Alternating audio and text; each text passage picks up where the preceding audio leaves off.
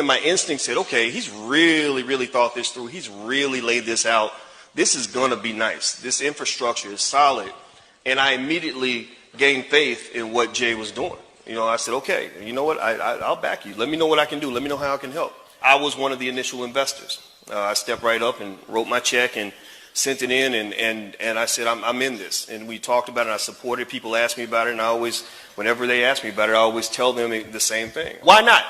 Why wouldn't you want to participate? I believe in the fund. I believe in Mr. and Mrs. Morrison. This is just the beginning. I am happy to invest my money. I will invest more money. I can't wait to see all the great things. That opening clip is telling, and it exposes the fact that Dr. Boyce Watkins led many African-American investors down the wrong path of literally being scammed and abused of their money for the Tulsa real estate fund that initially raked in $13 million.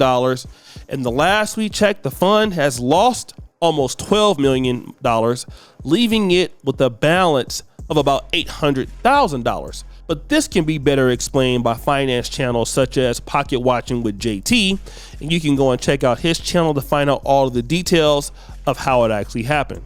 So for me, I'm just giving you the layman's term breakdown of what happened with the fund. Let's rewind, Nima. You see, there is somebody here on YouTube who tried to warn us about this. There are actually two people. One is Tone Talks, and the other is Yvette Carnell. But of course, when she said don't invest in the fund because things didn't sound right, people called her names. Let's hear what she has to say about that. We warned you about this years and years and years ago. You know what everybody said? Everybody said, oh my God, you're just mad that you didn't make it. Oh my goodness. Oh my God, you know, it's just, y'all some haters. Y'all some real haters. You ought to be ashamed of yourself for the way in which you hate so bad on people. You just ought to be, okay, thank you, fam, no study. You just ought to be ashamed of how you do. Well, here's the thing. Now it's come out. Listen, we see the SEC filings, and I'm not going to go through the numbers because I think JT and other people have already done that much better. And so I don't do stuff. See, I don't replicate stuff. If stuff has already been done, I don't recreate the wheel. I just want to point out one thing to you, that you have this whole business here. I just want to point out to you, they spent $600,000 on management fees and another $2 million on marketing. And I point out that marketing number because I'm coming back to it. The reason I point it out is because I'm coming back to it. I'm coming right back to that because I want to know who got paid. You see, that's right. She tried to warn you that a guy like Jay Morrison, who was a 3-time felon, ex-drug dealer, a guy who never really sold a house, a scam artist, everything but a child of God, and a guy who filed for bankruptcy during the first month of starting the fund, you shouldn't invest with that guy. And also there were clauses in that particular investment fund that would legally let him keep all the money if he wanted to. And that is exactly what he did. But I want to get back to the numbers. She's talking about some numbers. She wants to know where the money is. Demon, let's circle that $2 million that she was talking about. You see, to market the fund, you had to pay people to market the fund. But who did they pay? You see that $2 million that she wants to come back to? Well, see, that money is going to Jay Morrison's subsidiary marketing company. So he took part of the investment money and he paid his other company to do the marketing, which Jay Morrison has no experience in marketing, which is a lie. He pretty much paid himself from the money that everybody invested in. And then Yvette Carnell kept bringing more smoke like this. If you go and revisit Antonio Moore's show from a few years ago, you will see there was a key, a key clause, a key man clause in there. It was set up for him to be able to walk away with the money. It was set up for that. According to Boyce Watkins, it was about $13 million he took in. And according to this SEC filing, there is about $700,000 left. So what we're looking at, probably, it looks like this is a bankrupt thing. This thing is a failure. That's what we call. Do we get any credit for calling it? No. These hustlers stick together. These alleged hustlers stick together. You're not going to get me on that either. Okay? Jay Morrison, this is Boyce Watkins. I want to go and show you back. They go back at least to 2016. You're supposed to be a finance professor. You're a PhD, Boyce, and that's what people were looking at when they were thinking of putting their money with this man. Boyce is a PhD. Boyce went out.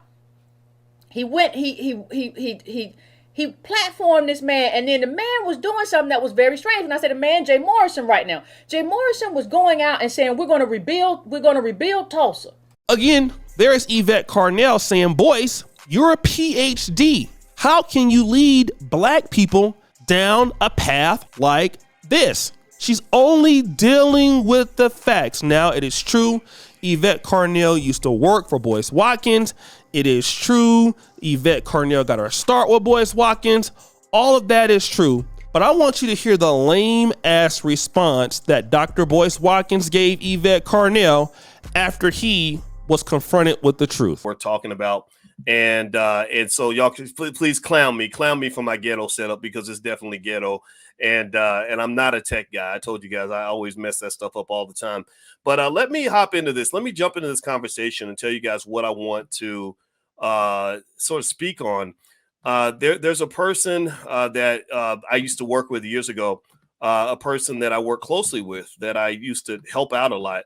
I let her use my YouTube channel free of charge for many years. Some of you learned about her for the first time on my platform.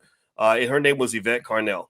And Yvette Carnell is a person who has done some interesting work with something called the ADOS movement.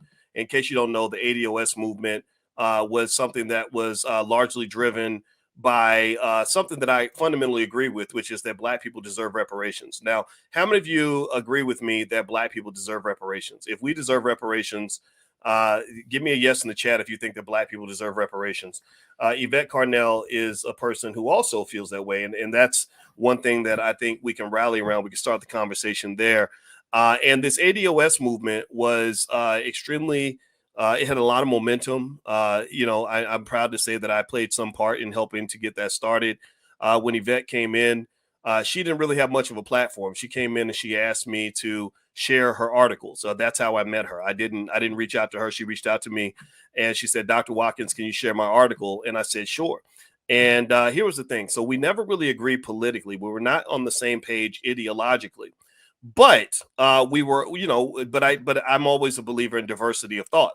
I've expressed to you guys extensively that it's very important that we speak to people that we disagree with, right? So, for example, I'm not a Marxist, but I can sit here and I can give you some reasons why I think Marxism has some very good ideas, very good critiques of capitalism.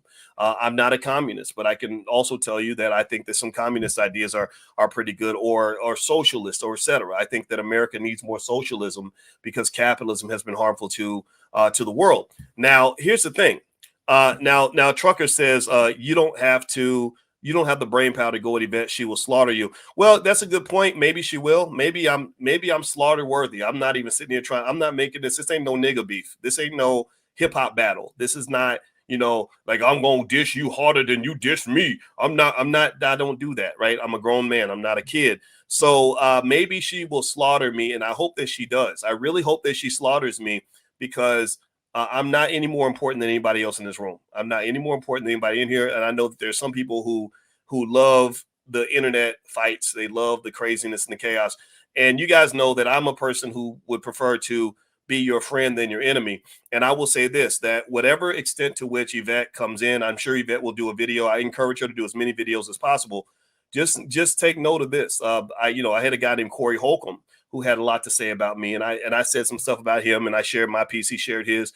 And then we just agreed as men, we talked privately and agreed to squash the beef. We agreed to get online and talk about it and do something that you don't see a lot happening very often in the black community. You don't see people saying, let's get together and let's see if we can be friends. Let's see if we can find common ground, right? And so my goal is not to just sort of come in and beat up on a woman. I mean, that's inappropriate anyway. That's not cool. Like, you shouldn't do that kind of thing.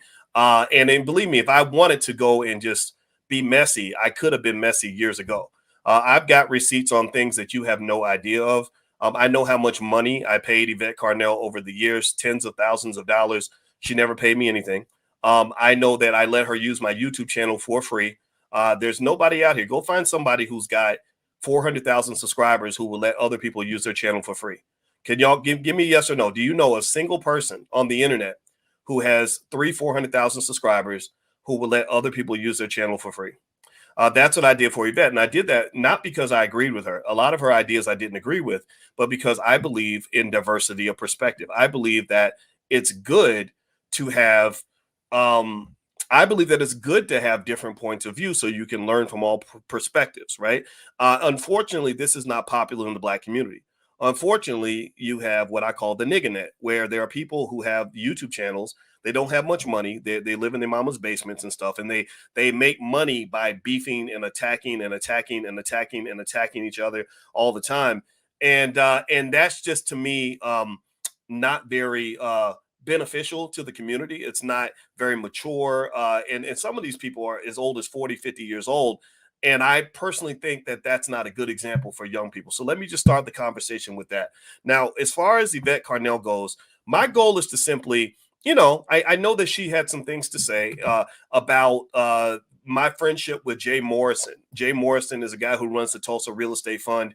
Yvette has spent a lot of years, literally years, going, and really saying a lot about Jay Morrison, saying a lot about the Tulsa Fund, saying a lot about, him being a fraud and a crook, and it's just a lot of things, right? Now, again, my position has been very, very simple.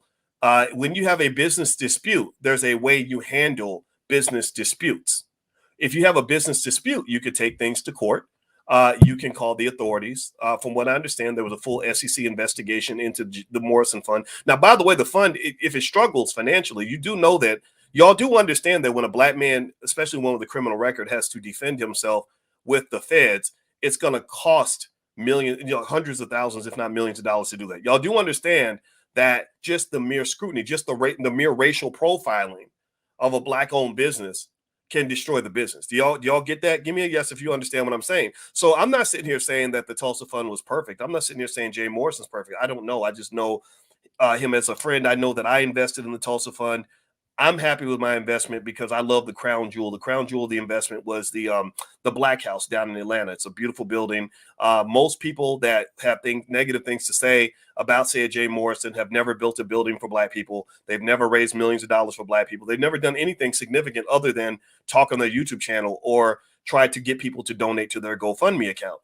And if you wanted to just sort of be petty about it, you could say, well, you're asking people to give you money in exchange for nothing.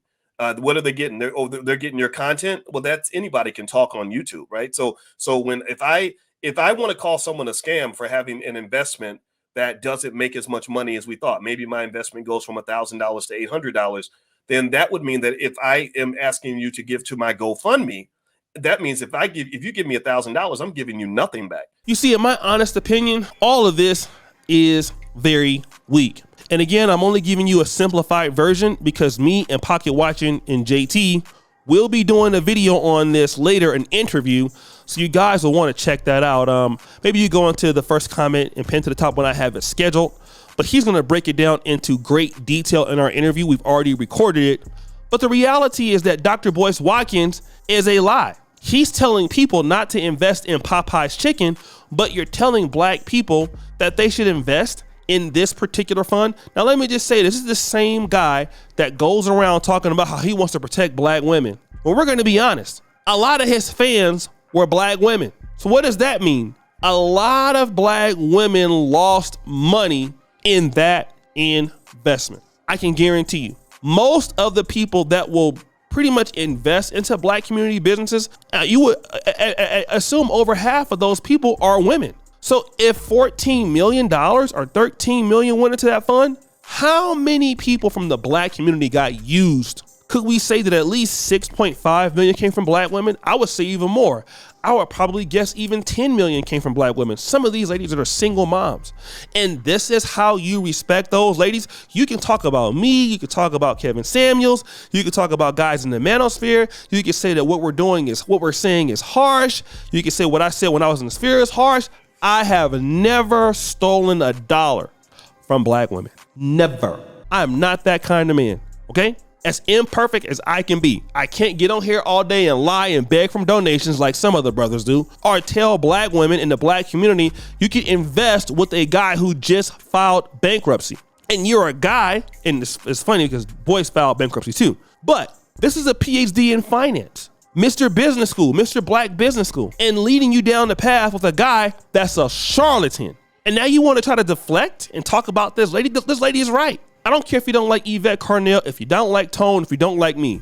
What Yvette is saying is the truth. Go check out her stream. And she's breaking the guy down right. In her first video, clearly, it was 2-3 years ago, she broke it down. If she wasn't hating, she was telling the truth. So now you guys are upset. So guys, what do you think? It's your boy, O'Shea Duke Jackson, back at it again with another episode of The Celebrity Junk. I appreciate you for all you subscribe to the bell. We're out.